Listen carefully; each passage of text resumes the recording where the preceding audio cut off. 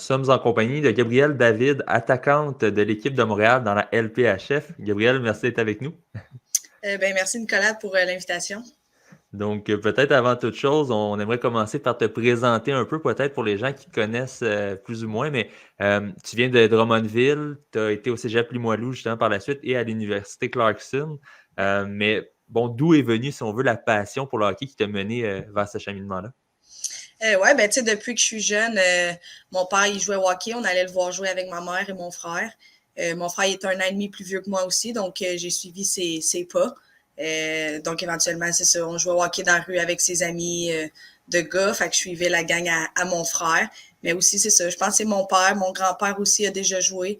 Donc, c'était vraiment le côté familial qui m'a amené au hockey. Par la suite, justement, je le mentionnais, tu es allé à Clarkson pendant 4 saisons. C'était quoi, si on veut, de vivre la vie d'université américaine, d'aller jouer justement au hockey là-bas? Ouais, pour vrai, ça a été une de mes belles expériences.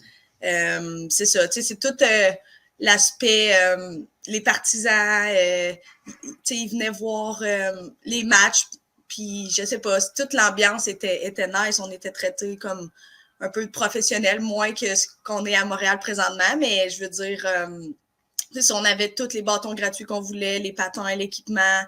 Quand on voyageait, on allait dans des hôtels 4-5 étoiles. C'est ça. C'est vraiment le côté professionnel que j'ai aimé là-bas. Y a-t-il peut-être un moment en particulier au niveau sur la glace, si on veut, qui t'a marqué davantage que les autres durant tes 4 années là-bas? Oui, ben je dirais ma première année, je crois. Ouais, c'est ça. La première fois, j'ai scoré un but. J'ai aussi fait un tour du chapeau dans ce game-là. Puis en même temps, c'était le but gagnant en temps supplémentaire, fait en overtime. Donc tout s'est passé en même temps. C'était un moment mémorable pour moi. Ça lançait bien les choses, si on veut, pour toi pour la suite, là. Ouais. Super, ben, en fait, peut-être, je me demandais comment te décrirais-tu, si on veut, sur la patinoire? Exemple, ceux qui t'ont pas encore vu Mhm. évoluer, quel type de joueur es-tu sur une glace? Je dirais que je suis quelqu'un qui complète tant offensivement que défensivement. Donc, comme on dit, 200 pieds de largeur. Mais aussi, j'ai une bonne vision du jeu. Je donne tout le temps un deuxième effort, quelqu'un qui est travaillante, énergique. Fait que c'est ça, je dirais plus une fille d'énergie qui amène du positif aussi à l'équipe.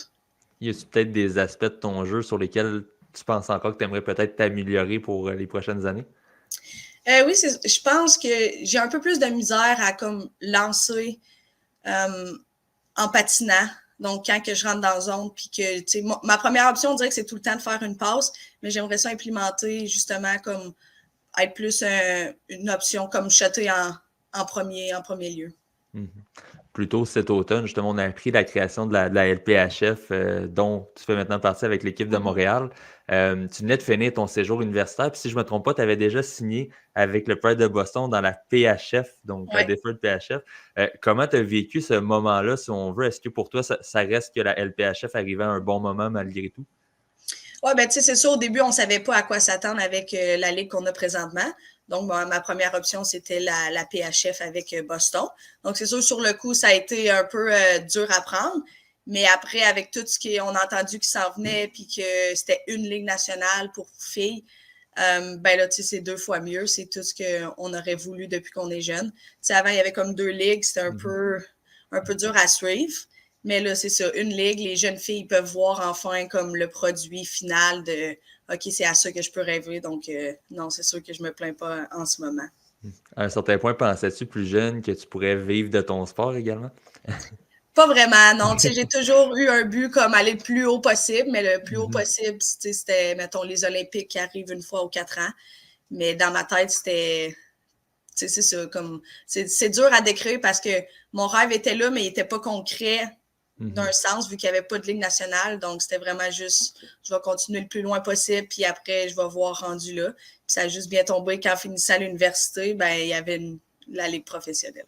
Mhm. Ben, j'imagine justement, tu t'en parlais, mais pour les jeunes filles aujourd'hui, maintenant pour elles, elles ont un but, si on veut, elles ont une ligue maintenant à laquelle elles peuvent aspirer, là, c'est ce qui est le fun aussi. Ben oui, c'est ça. Puis, tu sais, on les voit là, dans toutes les games qu'on joue, que ce soit ici ou les autres équipes que je regarde à la télé. Tu vois toutes les jeunes filles avec des pancartes. Puis, c'est ça, les autres, ils peuvent rêver encore plus grand que nous. Mhm. Puis en fait, au moment du repêchage, tu as été repêché en 9e ronde, 54e au total. Est-ce que déjà tu te doutais que l'équipe de Montréal allait te sélectionner? Est-ce que tu avais entendu peut-être ou parlé avec les équipes ou c'était un peu une surprise pour toi? Non, dans le fond, mon agent, il essayait de parler un peu n'importe toutes les équipes, en fait, mais les équipes ne voulaient pas se prononcer vraiment. Donc, j'aurais pu aller n'importe où, mais quand Montréal m'ont choisi, c'est sûr que j'étais avec ma famille, puis ça faisait longtemps que je n'avais pas joué au Québec, justement 4 ans. Puis depuis la COVID aussi, comme mes parents ne pouvaient pas venir me voir jouer aux États-Unis, même mes amis. Fait que le fait d'avoir été sélectionné par Montréal, je crois que ça a été un des plus beaux moments de ma vie, là.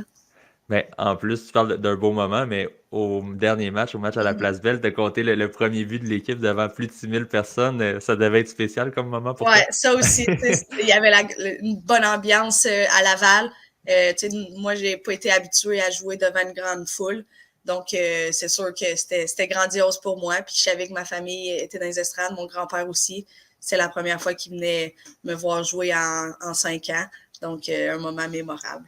Je sais pas, du côté de Clarkson, combien vous attiriez en termes de foule, mais j'imagine que ça devait être impressionnant quand même cette semaine. Ouais, je pense que le maximum, ça a été 600 personnes, 800. OK. Ouais, mais non, c'était vraiment incroyable. Tu sais, t'es sur le banc, puis t'essaies de pas regarder alentour puis de focusser sur la game, mais des fois, c'est comme plus fort que toi de juste regarder alentour puis apprécier le moment d'un sens, là. Mhm. Puis en fait, en termes depuis le début de la saison, bon, évidemment, c'est encore très jeune, mais comment considères-tu ton niveau de jeu? Es-tu satisfaite du rendement que tu offres pour l'équipe? Je pense que je suis capable de donner encore plus. C'est sûr que le temps de jeu et la confiance va venir avec le temps. Euh, comme le dernier, à part le dernier match, j'avais été retranché de l'alignement la partie d'avant. Donc c'est sûr que ça m'a fait comme affecter un peu. Mais il faut passer à autre chose vite au niveau professionnel. Donc, je pense qu'après la dernière game que j'ai jouée, j'ai gagné un peu de confiance. Alors, de là, va voir ce que la coach en pense et tout. Mhm. Puis mine de rien, tu es quand même encore une des plus jeunes joueuses de l'équipe, si on veut. Est-ce que c'était un peu intimidant au début d'arriver dans le vestiaire? Il y a quand même plusieurs Olympiennes aussi dans l'équipe. Ouais, c'est sûr que c'est différent de l'université où j'étais une des plus vieilles, ben la plus Mhm. vieille en fait, pendant 2 années. Donc là, je rentre, c'est sûr qu'il faut que tu fasses ta place d'un sens, mais tu sais aussi qu'il y a des vétérans qui sont là pour t'aider. Donc, tu sais, Marie-Philippe Poulain, ça a tout le temps été mon idole. Puis là, de jouer avec, c'est sûr qu'au début, j'étais un peu intimidée par elle, mais là, tu sais, on s'est rapprochés puis on est rendu de bonnes amies. Mhm. Ça doit être particulier quand même. Tu dis que c'était ton idole, puis maintenant tu joues avec elle et en plus, tu peux la considérer comme une amie. Ouais, pour vrai. C'est un beau moment à chaque fois que je vais à l'aréna. Sinon, en termes, pour ce qui est de l'équipe, quels sont vos objectifs cette année? Évidemment, c'est un nouveau circuit. Je pense que Mhm. vous êtes un peu tout le monde, toutes les équipes encore en rodage, si on veut. Est-ce Ouais. que vous avez des objectifs de fixer pour le reste de la saison? Oui, c'est sûr que le but ultime, c'est de gagner le championnat Mhm. à la fin, mais aussi vu que c'est la première édition de l'équipe de Montréal, on veut vraiment créer une bonne chimie avec l'équipe, des bonnes valeurs d'équipe, la culture. Donc ça, c'est quelque chose qu'on peut bâtir en partant de la terre. Donc, c'est à nous à faire le travail pour ça, mais c'est quelque chose qu'on prend à cœur, puis on trouve ça intéressant à pouvoir justement bâtir du début. Mhm. Sinon, à plus long terme, pour toi, qu'est-ce qui t'attend? J'imagine, je veux pas t'en parler un peu tantôt, mais t'aimerais faire ta place sur l'équipe Mm-hmm. canadienne pour les Olympiques? Ouais, c'est sûr que ça reste toujours un rêve. Mais si c'est pas ça, je vais continuer le plus longtemps possible dans la nouvelle ligue, tant que mon corps et mon jeu le permet, c'est sûr. Mon but, c'est de me rendre le plus loin possible. Mhm. Je sais que depuis le début de la saison, on voit beaucoup de commentaires par rapport au jeu physique, parce que c'est tout de Mhm. même assez physique là, au sein du circuit. Évidemment, c'est pas le même type de mise en échec nécessairement que les gens sont habitués Ouais. dans la Ligue nationale de hockey. Comment trouves-tu ça, toi, de ton côté, le jeu physique? Tu disais tantôt, t'hésites pas si on veut aller dans les coins, donc j'imagine t'aimes ça quand même de pouvoir t'imposer physiquement. Ouais, c'est sûr que c'est quelque chose qui est nouveau un peu pour nous. Mais le fait que là, toutes les filles ont commencé à justement jouer plus physique, ben, il faut juste être plus alerte. Mais au final, ça reste que c'est ça, il faut juste être prête. Mais comme nous, on aime ça, comme donner les mises en échec quand c'est légal. Donc, même chose pour les autres équipes. Alors, c'est quelque chose qu'on prend ça à cœur, puis on est content d'implémenter le jeu physique dans notre jeu, justement, pour voir que le hockey féminin, ça peut brasser aussi un peu, là. J'aimerais peut-être conclure notre entrevue avec notre segment tir de barrage. C'est une petite rafale de questions. Donc, 12 questions rapides. Tu réponds le plus vite possible, donc en quelques mots.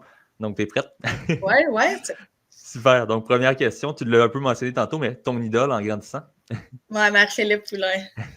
Ton joueur préféré, mais dans la Ligue nationale de hockey? Je dirais Mitch Marner. Mitch Marner? Ouais, j'aime son jeu. Il est complet. Il est complet un peu comme moi. Il aime ça faire des petites feintes. Donc, c'est mon joueur. Ton logo préféré pour une équipe de la Ligue nationale? Je dirais les Canucks de Vancouver. OK. Ouais.